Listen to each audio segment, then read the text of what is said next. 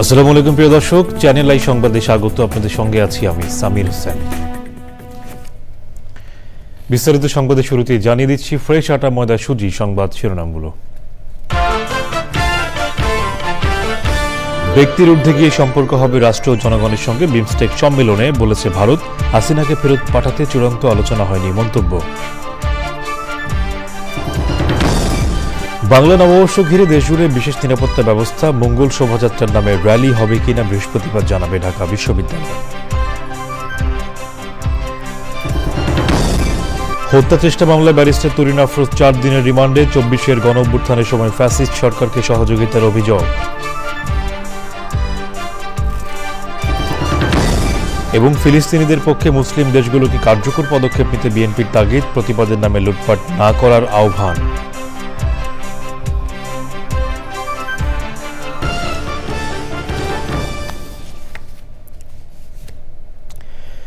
সংবাদ শিরোনামগুলো জানাচ্ছিলাম। এখনকার সংবাদ আয়োজন একই সঙ্গে চ্যানেল আইয়ের ইউটিউব চ্যানেলে এবং চ্যানেল আইয়ের ওটিটি প্ল্যাটফর্ম আই স্ক্রিনে লাইভ স্ট্রিম হচ্ছে। এবার বিস্তারিত সংবাদ। বিমস্টেক সম্মেলনে বাংলাদেশের অর্জন নিয়ে আয়োজিত সংবাদ সম্মেলনে প্রধান উপদেষ্টার high representative doctor Khalilur Rahman জানিয়েছেন, বিমস্টেককে গতিশীল করতে চান প্রধান উপদেষ্টা। তিনি আরও বলেছেন, বাংলাদেশ বিরোধী চক্রান্তে ভারতের মাটি যেন ব্যবহার করা না হয়। সম্মেলনে এমন প্রস্তাবে ভারত বলেছে, কোনো ব্যক্তি নয়, তাদের সম্পর্ক রাষ্ট্র ও জনগণের সঙ্গে। মোস্তফা মল্লিকের রিপোর্ট। থাইল্যান্ডে বঙ্গোপসাগরীয় দেশগুলোর আঞ্চলিক সহযোগিতা জোটের শীর্ষ সম্মেলনে বাংলাদেশের নেতৃত্ব দিয়েছেন প্রধান উপদেষ্টা অধ্যাপক মোহাম্মদ ইউনুস। আগামী 2 বছরের জন্য বিমস্টেক চেয়ারের দায়িত্বও বুঝে নিয়েছেন তিনি। এবারের সম্মেলনে বিশ্ব নেতারা ছাড়াও বিভিন্ন দেশের শীর্ষ ব্যবসায়িক প্রতিনিধিদের সঙ্গে বৈঠক করেছেন প্রধান উপদেষ্টা। বিমস্টেকে বাংলাদেশের অর্জন নিয়ে ঢাকার ফরেন সার্ভিস একাডেমিতে প্রধান উপদেষ্টার প্রেস উইংয়ের আয়োজনে সংবাদ সম্মেলন। দক্ষিণ এশিয়ার সদস্য রাষ্ট্র যেমন আছেন, তেমনি দক্ষিণ পূর্ব এশিয়ার থাইল্যান্ডও আছে। সুতরাং এটা এই দুটো অঞ্চলের একটা যোগসূত্র এবং 2 অঞ্চলের যে ইকোনমিক ডাইনামিজম সেটা অর্জন করার একটা ইনস্ট্রুমেন্ট বিমস্টেক হতে পারে, সেই পটেনশিয়াল তার আছে। প্রধান উপদেষ্টা এই বিষয়ে ফোকাসড অ্যাটেনশন রাখবেন। সংবাদ সম্মেলনে ভারতের প্রধানমন্ত্রী নরেন্দ্র মোদীর সঙ্গে প্রধান উপদেষ্টার বৈঠকের বিস্তারিত জানতে চান সাংবাদিকরা। বাংলাদেশের সাবেক পালিয়ে যাওয়া প্রধানমন্ত্রী তার প্রত্যাপনের বিষয়ে আমরা আলোচনা করেছি এবং বলেছি যে প্রত্যর্পণ সাপেক্ষে তিনি দেশের বিরুদ্ধে, সরকারের বিরুদ্ধে যে বিষোদ্গার করছেন সেইটার সুযোগ যেন ভারত সরকার তাকে না দেয়। সরকার পরিবর্তনের সময় আসলে 5-7 দিন সরকার ছিল না, সে সময় নানান রকম ঘটনা ঘটেছে এবং যে দলের পতন ঘটেছে তাদের মুসলমান হিন্দু নির্বিশেষে তাদের নানা রকম হামলা হয়েছে। দুঃখজনক, কারণ আইনটা হাতে নিয়ে নেওয়া উচিত নয়। সাম্প্রদায়িক সম্প্রীতির একটা উদাহরণ বলে একটা নিজেদেরকে অভিহিত করি, সেই কাজটা কিন্তু আমাদের চালিয়ে যেতে হবে। সংবাদ সম্মেলনে জানানো হয়, বাংলাদেশে থাকা রোহিঙ্গাদের বড় একটি অংশ আগামী বছরের ঈদ যেন নিজ ভূমি রাখাইনে করতে পারে সেই চেষ্টা করে যাচ্ছে জাতিসংঘ সহ আন্তর্জাতিক সংস্থাগুলো। Mostafa Mallik, channel I, Dhaka. শেখ হাসিনাকে ফেরত আনার ব্যাপারে নরেন্দ্র মোদীর সঙ্গে ডক্টর ইউনুসের আলোচনা হলেও কিছু চূড়ান্ত হয়নি বলে জানিয়েছেন পররাষ্ট্র উপদেষ্টা তৌহিদ হোসেন। চীন ও বিমস্টেক সফর থেকে ফিরে সাংবাদিকদের তিনি বলেন, ভারত ও চীনের সাথে শীর্ষ পর্যায়ের বৈঠকে ইতিবাচক আলোচনা হয়েছে। তিস্তা নদীতে প্রকল্প তৈরি ও বাস্তবায়নের বিষয়টি চীন ও ভারত যে কারো জন্য উন্মুক্ত বলে জানান তিনি। পাথর রহমান জানাচ্ছেন বিস্তারিত। প্রধান উপদেষ্টা ডক্টর মোহাম্মদ ইউনুসের চীন ও বিমস্টেক সফর নিয়ে জানতে পররাষ্ট্র উপদেষ্টার দপ্তরে সাংবাদিকরা। প্রশ্নের বেশিরভাগই ইউনুস মোদি বৈঠক এবং দুদেশের সম্পর্ক প্রসঙ্গে। প্রধানমন্ত্রী নরেন্দ্র মোদীর সাথেও তার সাক্ষাৎ হয়েছে। এটা এই সরকারের দায়িত্ব নেওয়ার পর এই পর্যায়ে, সর্বোচ্চ পর্যায়ে এটাই প্রথম সাক্ষাৎ ছিল এবং সাক্ষাৎ আমার কাছে মনে হয়েছে একটা পজিটিভ অ্যাটমসফিয়ারেই সাক্ষাৎটা হয়েছে এবং দুই পক্ষই আসলে দ্বিপাক্ষিক সম্পর্ক ভালো রাখার এবং ভালো করার উপর জোর দিয়েছে। আমি যেটা বলছি সেটা হলো এরকম যে এটা নিয়ে চূড়ান্ত কোনো কথাবার্তা হয়নি, কাজে আমরা এটাকে এখানেই রাখি। আমরা তো তাদের কাছে চেয়েছি যে ফেরত দেওয়া হোক, তাকে বিচারের সম্মুখীন করার জন্য। দেখুন, বিষয়টি উত্থাপিত হয়েছে, কিন্তু এটা নিয়ে চূড়ান্ত কোনো কিছু হয়নি, আমি এটুকুই বলবো। বাংলাদেশের স্বার্থ রক্ষা হলে তিস্তা প্রকল্প যে কারো জন্য উন্মুক্ত বলে জানান উপদেষ্টা। ঝট করে আমরা কোনো কিছু প্রত্যাশা করছি না যে কালকেই কেউ এসে তিস্তা সমস্যা সব সমাধান করে দেবে। আমাদের একটা আমব্রেলা MOU আছে এ ব্যাপারে। আমরা ওপেন থাকা যেটাকে বলে, আমরা ওপেন আছি। ভারতের সাথেও সহযোগিতা সম্ভব, চীনের সাথেও সম্ভব, কোনোটাতেই কোনো বাধা নেই। আমরা দেখব যে কোন দিকে, কোন প্রজেক্টে কোন দিক থেকে সহায়তা নিলে আমাদের জন্য সুবিধা হবে। উপদেষ্টা জানান, চলতি মাসে পাকিস্তানের উপপ্রধানমন্ত্রী ইসহাক দারের ঢাকা সফরের সময়ও দ্বিপাক্ষিক নানা ইস্যুতে আলোচনা হবে। পান্থর রহমান, চ্যানেল আই, ঢাকা। চৈত্র সংক্রান্তি ও বাংলা নববর্ষ উদযাপনকে ঘিরে দেশজুড়ে বিশেষ নিরাপত্তা ব্যবস্থা নেওয়া হয়েছে। এ সময় কোনো নিরাপত্তা হুমকি নেই বলে জানিয়েছেন স্বরাষ্ট্র উপদেষ্টা। বাটা ও KFCর দোকানে হামলার ঘটনায় জড়িতদের বিরুদ্ধে কঠোর ব্যবস্থা নেওয়া হবে বলেও জানান তিনি। মঙ্গল শোভাযাত্রার নাম এখনও ঠিক হয়নি বলে জানান সংস্কৃতি উপদেষ্টা। বিস্তারিত জানাচ্ছেন রফিকুল বাশার। চৈত্র সংক্রান্তি ও বাংলা নববর্ষ উদযাপনকে ঘিরে এবার নানা আলোচনা হয়েছে। ইউনেস্কো স্বীকৃত মঙ্গল শোভাযাত্রার নাম কি হবে এ নিয়েও আগ্রহ সবার মধ্যে। এসব বিষয়ে সিদ্ধান্ত নিয়ে স্বরাষ্ট্র মন্ত্রণালয়ে উচ্চ পর্যায়ের বিশেষ সভা শেষে জানানো হয়, সারা দেশে উৎসব সুষ্ঠুভাবে উদযাপনে সব ব্যবস্থা নেওয়া হয়েছে। মানুষেরকে আপনারা আশ্বস্ত করবেন, এখানে কোনো নিরাপত্তা কোনো বিঘ্নিত হতে যেন না পারে, সব ধরনের ব্যবস্থা নেওয়া হবে। সিকিউরিটি থ্রেটের উপরে নির্ভর করে সিকিউরিটি দেওয়া হয়। এখন যদি আগের থেকে, তো আমি বলবো যে এখানে সিকিউরিটি থ্রেট অনেক কম, এই জন্য নিরাপত্তা হয়তো আমরা ওই ক্ষেত্রে হয়তো একটু লিবারেলও করতে হতে পারে। যে শোভাযাত্রার নাম কি থাকছে, এটা ঢাকা বিশ্ববিদ্যালয়ের সংশ্লিষ্ট অনেকের সঙ্গে আলোচনা করছেন। তারা আলোচনা করে ওনাদের প্রেস কনফারেন্স আছে 10 তারিখে, ওনারা আপনাদেরকে জানাবেন যে নামটা আসলে কি হবে। বাঙালি এবং আরো অন্যান্য জাতিগোষ্ঠী সবাই অংশগ্রহণ করছে এবার উৎসবে। ইসরায়েল বিরোধী প্রতিবাদের সময় দেশের বিভিন্ন স্থানে বাটা ও KFCতে লুটপাটের ঘটনায় 49 জনকে আটক করা হয়েছে।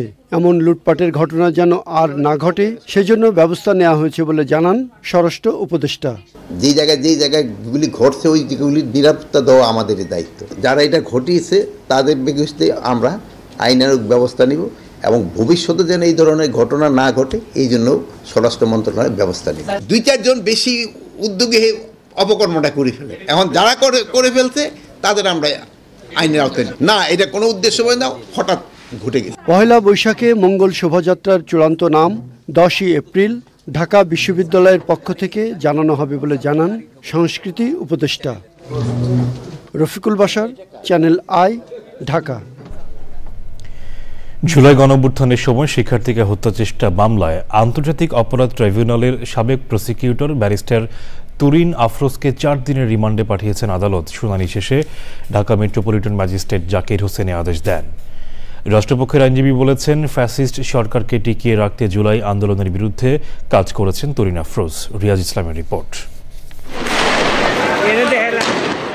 24-এর গণ অভ্যুত্থান চলাকালে 4ই আগস্ট উত্তরার BNS সেন্টারের সামনে গুলিবিদ্ধ হন শিক্ষার্থী আব্দুল জব্বার। এ ঘটনায় বাদী হয়ে গত 27শে মার্চ উত্তরা পশ্চিম থানায় শেখ হাসিনা ও তুরিন আফরোজ সহ 50 জনের নাম উল্লেখ করে মামলা দায়ের করলে 7ই এপ্রিল রাতে উত্তরার একটি বাসায় অভিযান চালিয়ে তুরিন আফরোজকে গ্রেপ্তার করা হয়। দুপুরে আদালতে হাজিরের পর তুরিন আফরোজের 10 দিনের রিমান্ড আবেদন করে পুলিশ। রিমান্ডে নেওয়ার আবেদন নাকচ করে জামিনের আবেদন করেন আসামি নিজেই। উভয় পক্ষের শুনানি শেষে বিচারক জাকির হোসেনের আদালত 4 দিনের রিমান্ড মঞ্জুর করেন। এই মামলা যারা আরও তার সঙ্গে অংশগ্রহণ করেছে এবং বিভিন্ন পরিকল্পনা এবং ষড়যন্ত্রে তারা যারা জড়িত ছিল তাদেরকে বের করা, এটার জন্য বিজ্ঞ আদালতের তদন্তকারী কর্মকর্তা প্রার্থনা করেন। উভয় পক্ষের বক্তব্য শোনার পর বিজ্ঞ আদালত তার বিরুদ্ধে 4 দিনের রিমান্ড মঞ্জুর করে। পরে রাষ্ট্রপক্ষের আইনজীবী সাংবাদিকদের বলেন, ফ্যাসিজমকে টিকিয়ে রাখতে সহযোগিতা করেছেন তুরিন আফরোজ। রাজনীতির মাঠ থেকে বিদায় করার জন্য তাদের বিরুদ্ধে মিথ্যা মামলা এবং আয়নাঘর সহ ক্রস ফায়ার, গুম, এইসব বিষয়ে যারা সহযোগিতা করেছিল তাদের মধ্যে একজন হলো ব্যারিস্টার তুরিন আফরোজ। তুরিন আফরোজের বিরুদ্ধে নীলফামারীর জলঢাকায় আরও একটি হত্যা চেষ্টা মামলা সহ বেশ কিছু মামলা রয়েছে। রিয়াজ ইসলাম, চ্যানেল আই, ঢাকা। মধ্যপ্রাচ্য সহ শক্তিশালী মুসলিম দেশগুলোকে ফিলিস্তিনিদের পক্ষে কার্যকর পদক্ষেপ নিতে আহ্বান জানিয়েছেন বিএনপি নেতারা। রাজধানীতে আলাদা কর্মসূচিতে ইসরায়েলি আগ্রাসনের বিরুদ্ধে প্রতিবাদের নামে লুটপাট না করারও আহ্বান জানিয়েছেন তারা। গণহত্যাকারী ইসরায়েলকে প্রত্যক্ষ ও পরোক্ষভাবে অবৈধ আওয়ামী লীগ সরকার সহায়তা করেছে বলেও অভিযোগ করেন বিএনপি নেতারা। রাহুল রায় রিপোর্ট। গাজায় ইসরায়েলের গণহত্যার প্রতিবাদে সারা বিশ্বের মতো বাংলাদেশেও প্রতিবাদ হচ্ছে, পালন করা হচ্ছে নানা কর্মসূচি। ইসরায়েলের আগ্রাসনের বিরুদ্ধে ঢাকা বিশ্ববিদ্যালয়ে মানববন্ধন করেছে ছাত্রদল। ছাত্রদলের নেতাদের সঙ্গে বিএনপির সিনিয়র নেতারা অংশ নেন মানববন্ধনে। বাংলাদেশের মানুষ সারা জীবন এই আওয়ামী ফেসিবাদী ইসলাম বিদ্বেষী এই আওয়ামী লীগের বিরুদ্ধে এই ধিক্কার জানিয়েই যাবে যে তারা মুসলিম বিদ্বেষী, ইসলাম বিদ্বেষী, আলেম বিদ্বেষী, সারা পৃথিবীতে ইসরায়েল পন্থীদের সমর্থক ছিল। ইসরায়েলি গণহত্যার প্রতিবাদে এবং বর্বর আগ্রাসনের প্রতিবাদে বাংলাদেশ জাতীয়তাবাদী দলের পক্ষ থেকে অতি শিগগির সারা বাংলাদেশে এবং কেন্দ্রীয়ভাবে আমরা একটি বৃহৎ কর্মসূচির ঘোষণা করব। জাতীয় প্রেস ক্লাবের সামনে এক মানববন্ধনে মানবতার পক্ষে দাঁড়ানোর আহ্বান জানান বিএনপি নেতারা। মধ্যপ্রাচ্যের বিভিন্ন দেশ কার্যকর ভূমিকা না নিয়ে কিছুটা নীরবতারই পালন করেছে। আমার মনে হয় এটা পরিহার করে সারা বিশ্বের সঙ্গে ইসলামী জাতির অতীতের যে লড়াইয়ের ইতিহাস সেটাকে ধারণ করে এই মানবতার সপক্ষে আমাদের দাঁড়াতে হবে। বিক্ষোভ মিছিল, প্রতিবাদ মিছিলের মধ্যেও কিছু দুষ্কৃতকারী কিছু ব্যবসা প্রতিষ্ঠানে তথাকথিত অভিযোগের নামে আক্রমণ করেছে এবং লুটপাট করেছে। এটা ঘৃণ্য ব্যাপার, এটা সমর্থনযোগ্য না। তারা বলেন সারা বিশ্ব ঘৃণা প্রকাশ করলেও তা উপেক্ষা করে গণহত্যা চালিয়ে যাচ্ছে ইসরায়েল। মানবতার স্বার্থে এই ঘৃণ্য অপরাধের বিরুদ্ধে সবারই দাঁড়ানো উচিত। রাহুল রায়, চ্যানেল আই, ঢাকা। রাশিয়ান সেনাদের স্মৃতির প্রতি শ্রদ্ধা জানিয়েছেন সেনাপ্রধান জেনারেল ওয়াকারুজ্জামান। স্থানীয় সময় সোমবার সকালে মস্কোর ঐতিহাসিক আলেকজান্ডার গার্ডেনে পুষ্পস্তবক অর্পণের মাধ্যমে রাশিয়ান শহীদ সৈনিকদের স্মৃতির প্রতি গভীর শ্রদ্ধা জানান তিনি। আইএসপিআর থেকে পাঠানো এক সংবাদ বিজ্ঞপ্তিতে তথ্য জানানো হয়েছে। এতে বলা হয়েছে, রুশ স্থল বাহিনীর প্রধান general of the army Oleg সলিউকিভের নেতৃত্বে এ শ্রদ্ধা নিবেদন করা হয়। সে সময় 1 মিনিট নীরবতা পালন করা হয়। অনুষ্ঠানে মিলিটারি অর্কেস্ট্রা বাংলাদেশের জাতীয় সঙ্গীত পরিবেশন করে। 154তম প্রিয় ব্রাজিনস্কি কমান্ডেন্ট রেজিমেন্টের চৌকস কুচকাওয়াজের মধ্য দিয়ে অনুষ্ঠান শেষ হয়।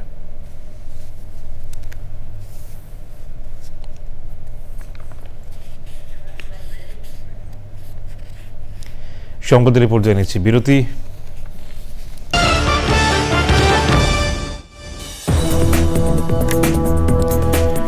বিরতির পর আবার অমন্ত্রণ। গত 24 ঘন্টায় ইসরায়েলি বাহিনীর হামলায় গাজায় আরও 58 ফিলিস্তিনি নিহত হয়েছেন, আহত হয়েছেন 2 শতাধিক। গাজার স্বাস্থ্য মন্ত্রণালয়ের এক বিবৃতিতে বলা হয়েছে, বিধ্বস্ত ভবন ও ধ্বংসস্তূপের নিচে এবং সড়কে এখনও অনেক মরদেহ পড়ে আছে।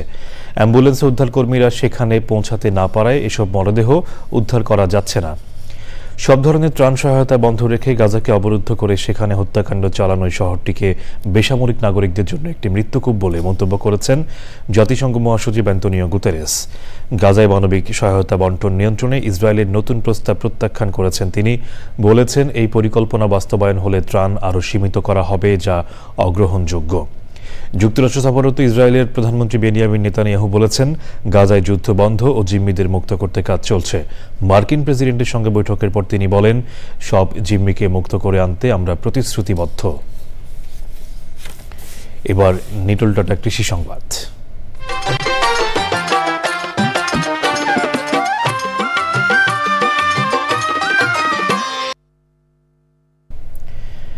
কুষ্টিয়ায় মাদ্রাসা শিক্ষকতার পাশাপাশি আব্দুস সামাদ শখের বসে শুরু করেন রঙিন মাছ চাষ। মাত্র 600 টাকা পুঁজি নিয়ে রঙিন মাছ চাষ শুরু করেছিলেন। এখন তিনি সফল মাছ চাষী। কুষ্টিয়া থেকে আনিসুজ্জামান ডাবলুর তথ্য ও ভিডিও চিত্রে আল মুকসিদের রিপোর্ট।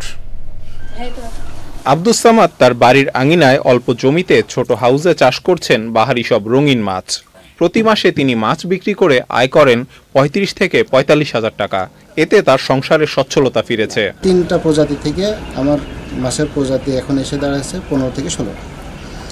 এগুলো আলহামদুলিল্লাহ এখন বাজারে খুব চাহিদা, এবং এগুলো যে আসলে লাভজনক ব্যবসা এটা আমার আগে জানা ছিল না। যখন আমি 600 টাকা দিয়ে নিয়ে এসে শুরু করে সেল করতে শুরু করলাম, তখন আমার আসলে ধারণা হলো যে আসলে এটা লাভজনক ব্যবসা। তার দেখা দেখি এই মাছ চাষ শুরুর কথা ভাবছেন অনেকেই। তার মাছ দেখতে ভিড় করেন আশেপাশের লোকজন। সাদা, লাল, নীল, কালো বিভিন্ন জাতের, দেখতেই চমৎকার। বাইরে থেকে লোকজন আসে। সাদা মাছের পাশাপাশি এই মাছটা যদি টাঙ্কি করা যায়, এতে লাভজনক বেশি। রঙিন মাছ চাষ বাড়ানো গেলে মাছ চাষিরা আরো ভালো টাকা আয় করতে পারবে বলছে সংশ্লিষ্টরা। আল মুকসিদ, চ্যানেল আই। এবারে প্রকৃতি সংবাদ।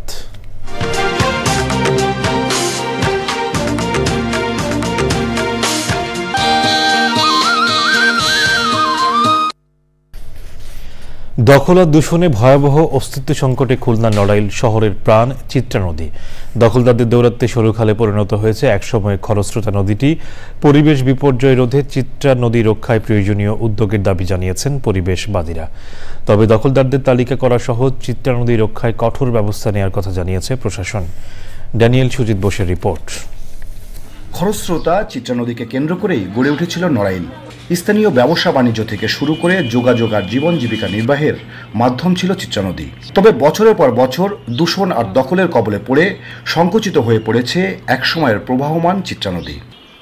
সচেতনতা সৃষ্টি সহ নদী রক্ষায় আইনের কঠোর প্রয়োগের তাগিদ সংশ্লিষ্টদের। আমরা চাই যে সব জায়গা পরিষ্কার পরিচ্ছন্ন থাকুক, যত্র কেউ ময়লা না ফেলুক। নদীতে আমাদের ময়লাটা না ফেলাই এবং আবিজাবি কিছু না ফেলাই, তাহলে আমাদের নদীও ভালো থাকবে, আমরা ভালো থাকবো। পরিবেশ প্রতিবেশ রক্ষায় নদী দখলদারদের ছাড় না দেওয়ার হুঁশিয়ারি জেলা প্রশাসনের। যারা একবারে সম্পূর্ণরূপে অবৈধ, অর্থাৎ কোনোদিন তাদেরকে এখানে কোনো বন্দোবস্ত দেওয়া হয়নি এবং তারা নতুন করে স্থাপনা করেছে। আপনারা দেখেছেন অনেক 3 তলা 4 তলা 5 তলা ভবনও করেছে তারা নদীর ভিতরে একেবারে পিলার গেড়ে।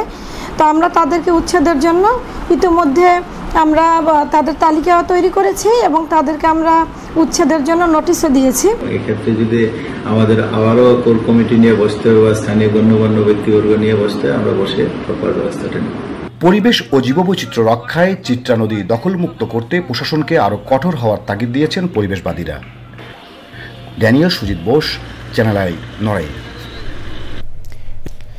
শেষ করার আগে ফ্রেশ আটা ময়দা সুজি সংবাদ শিরোনামগুলো জানিয়ে দিচ্ছি আরো একবার।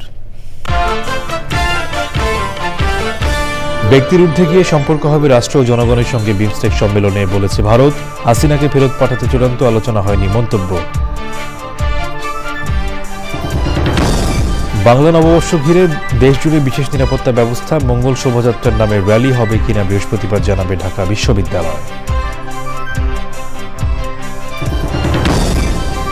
হত্যা চেষ্টা মামলায় ব্যারিস্টার তুরিন আফরোজ 4 দিনের রিমান্ডে। 24-এর গণঅভ্যুত্থানের সময় ফ্যাসিস্ট সরকারকে সহযোগিতার অভিযোগ।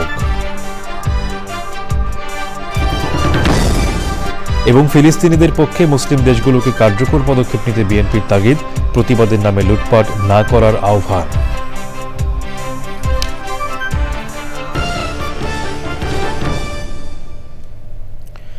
দর্শক, চ্যানেল আইয়ের সর্বশেষ সংবাদ জানতে ভিজিট করুন channelionline.com-এ। যুক্ত থাকুন আমাদের সোশ্যাল মিডিয়া প্ল্যাটফর্মগুলোর সাথে। এতক্ষণ সাথে থাকার জন্য ধন্যবাদ সবাইকে।